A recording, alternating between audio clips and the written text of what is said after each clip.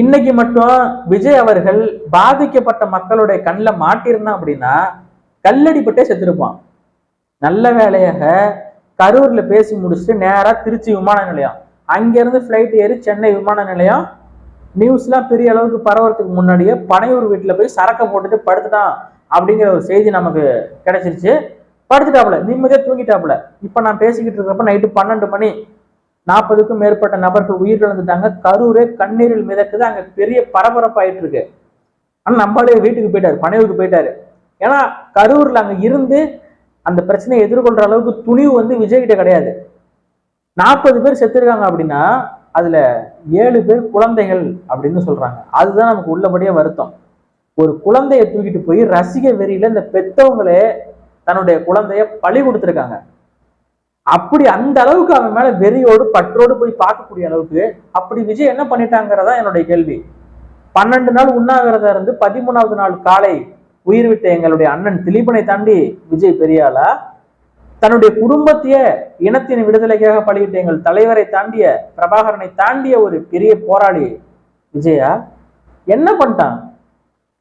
நடிப்பாரு, நல்லா சினிமாவோட ஆட்டம் போடுவான். காஜல் அகர்வாலுடைய பின்னாடி தட்டி பண்ணுவாரு, நல்லா ஆடுவாரு பாடுவாரு. அதை தாண்டி விஜய் அவர்கள் செய்த ஒரு நல்ல செயல், இந்த நாட்டு மக்களுக்காக செஞ்சது ஏதாவது ஒண்ணு சொல்லுங்க.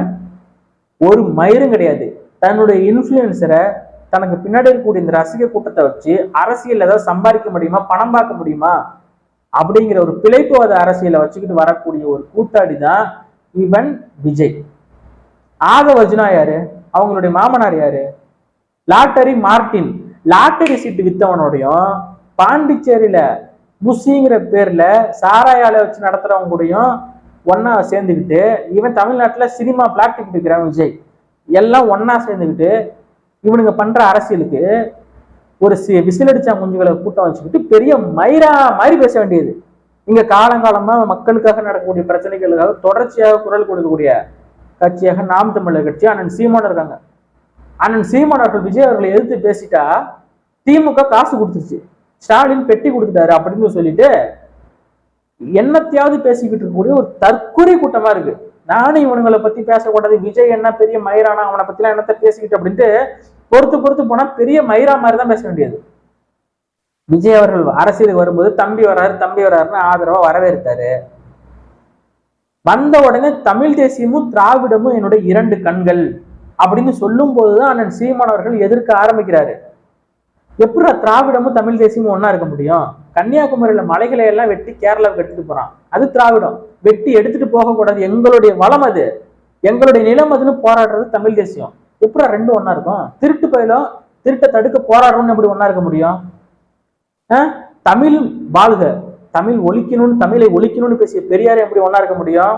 பகுருளி ஆற்றுடன் பன்மலை அடுக்கத்து குமரி கோடும் கொடுங்கடல் கொல்ல வடதிசை கங்கையும் இமயமும் கொண்டு தென் திசை ஆண்ட தென்னவன் வாலி. இது ஒரு தேவடிய கதைன்னு பெரியார் பேசுறாரு.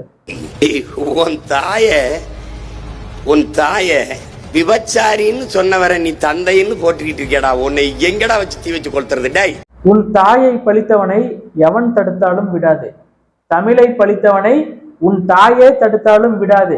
இதுதான் எங்களுடைய நோக்கம். எங்க தமிழை பத்தி தப்பா பேசின ஒருத்தன் ஈவேரா பெரியார், அவரே நீங்க உங்க கொள்கை தலைவரா வச்சுக்கிட்டு வருவோம் அப்படின்னா உன் கொள்கையை தான் நாங்க அடிக்கிறோம்.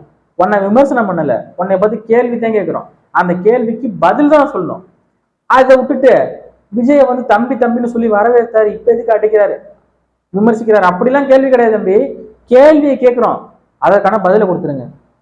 அண்ணாவை திமுகவும் உருவாக்குனாரு, எம்ஜிஆர் அதிமுக கட்சியை உருவாக்குனாரு. 2 பேரும் 2 கட்சியினுடைய தலைவராக இருந்திருக்காங்க. 2 பேர்த்தையும் ஒன்னா சொல்லி வச்சுக்கிட்டு நீ வருவனா?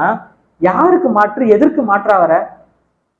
அண்ணா அவர்கள் திமுக, எம்ஜிஆர் அதிமுக, 2 பேர்த்தையும் யாருக்கோ ஒரு அளவுக்கு நாங்க ஓட்டு போயிடுவோம். 2 பேர்த்தையும் ஒன்னா வச்சு ஒரு கட்சியா வருவனா?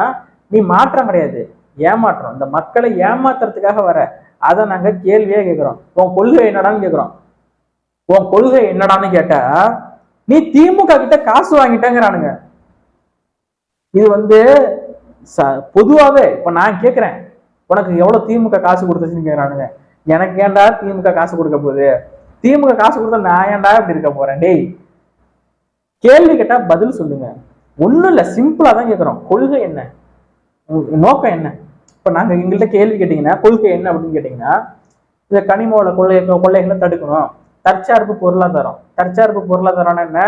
விவசாய பொருட்கள் இருந்து இறைச்சி, முட்டை, பால், நெய், மோர், தயிர், இது அத்தியாவசிய பொருட்கள் இருக்குல்ல, இதெல்லாம் தற்சார்பா நாங்களே உருவாக்கி மக்களுக்கு கொடுக்கறதுக்கு பேர் தான் தற்சார்பு பொருளாதாரம். இதெல்லாம் நாங்களே பண்ணுவோம். எப்படி பண்ணுவோம்?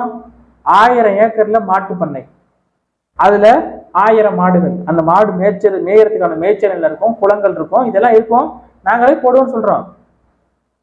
அதுல மாடு மேய்ஞ்சிரும், போய் தண்ணி குடிச்சிட்டு வந்து அழகா படுத்துக்கும். சிசிடிவி கேமரா 24/7 வாட்சிங். இதை நாங்க சொல்றோம், இது எங்களுடைய கொள்கை. அப்படி உங்கள்கிட்ட என்னடா கொள்கை இருக்கு அப்படின்னு கேட்டா, திமுக காசு வாங்கிட்டேங்கிறீங்க. இப்படி பேசிட்டாங்கன்னா இன்னைக்கு 40 பேர் செத்து போயிட்டாங்க.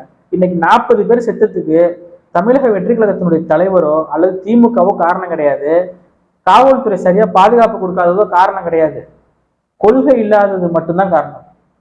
சரியான கொள்கை இருந்திருந்தா விஜய் அவர்கள் வரும்போது அங்கங்க மக்கள் பிரிஞ்சு நின்று பொறுப்பாளர்கள்லாம் சரியான முறையில செயல்பட்டு தண்ணி மக்களுக்கு தேவையான அளவுக்கு தண்ணீரை கொடுத்து அழகா அங்கங்க மக்களே அசம்பிள் ஆகி உட்கார்ந்து பொறுமையா பேச்சை கேட்டுட்டு விஜய் அவர்களை வழி அனுப்பி வச்சிருப்பாங்க.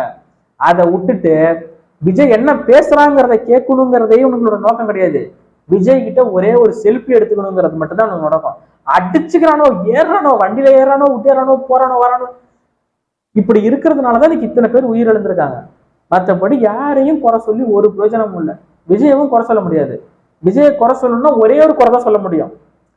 இந்த தொண்டர்கள் இருக்காங்க, இப்ப ரசிகர்கள், அவனை அரசியல் படுத்திட்டு வெளிலவா. ரசிக மனப்பான்மையில இருக்கான் அவன். நீ என்ன பேசணுங்கிறத கேட்கணுங்கிறத அவனோட நோக்கம் கிடையாது.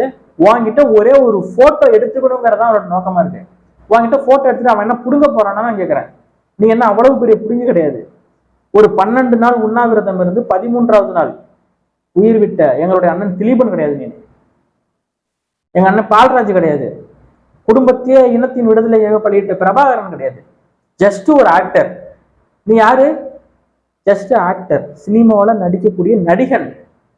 நல்லா ஆடுவ, பாடுவ, திரிசாவோட இடுப்பை கிள்ளுவ, காஜல் அகர்வாலோட பின்னாடி தட்டுவ, இதை பண்ணக்கூடிய ஜஸ்ட் ஆக்டர். வாங்கிட்டு போட்டோ எடுத்துக்கணும்னு அலையிறான். டே தம்பிங்கெல்லாம் நான் ஒரு ஆளே கிடையாது, நான் அரசியலுக்கு வரேன், மக்களுக்கு நல்லது பண்ணதுக்காக வரேன், என்ன வழி விடுங்கடா, போட்டோ எடுத்துக்கடா புடுங்க போறீங்கன்னு தொண்டர்களை பார்த்து கேட்டீங்கன்னா அவன் ஏற மாட்டான், குதிக்க மாட்டான்.